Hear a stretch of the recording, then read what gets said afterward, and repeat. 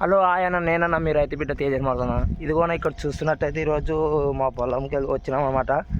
వర్షం పడిందని మందు చల్లడానికి వచ్చినాం ఈరోజు మేము. ఇదిగో ఇదైతే బకెట్ తీసుకెళ్తున్నా, గులకల డబ్బా. వాన పడింది, చాలా బాగా పడింది.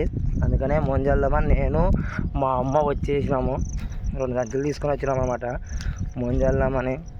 వాన పడిన దానికి ఎంతో సంతోషంగా ఉంది మొన్నటి నుంచి. అందుకనే చేనుకి వెళ్తున్నాం అనమాట. చూద్దాం దాన్ని మా చేను. ఇదిగో చూడండి నాన్న, ఇది అక్కడ చూస్తున్నారుగా వాళ్ళే అమ్మ మా నాన్న. చూడండి అన్న ఎలా కష్టపడుతున్నారు ఈ వయసులో కూడా.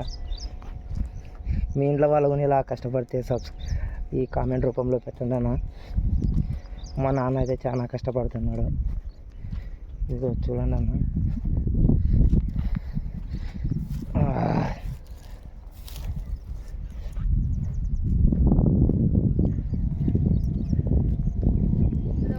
ఆమె ఎక్కడ పోయి తీయాలకి తింటావా?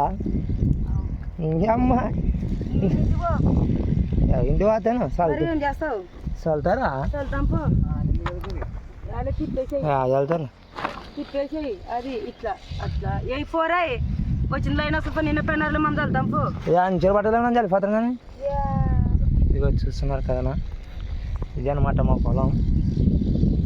ఇప్పటికైతే ఇట్లా ఉంది. ఇంకో చేను చూపించినాగమన్నా, అదొక చేను ఇదొక చేను అనమాట. ఇలా ఉందన్నమాట ఇప్పటికైతే. సపోజ్ చూడండి చెట్లు ఎలా ఉన్నాయో చూస్తున్నారు కదా.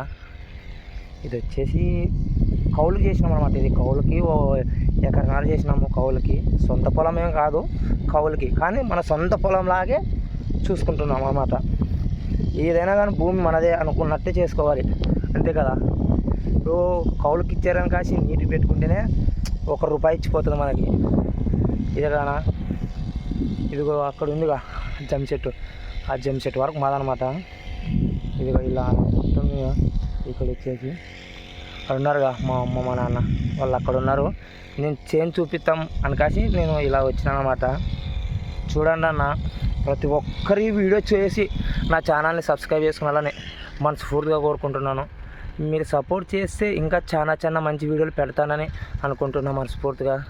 ప్లీజ్ సబ్స్క్రైబ్, కామెంట్ రూపంలో చూపించండి అన్న. ఓకే అన్న, బాయ్.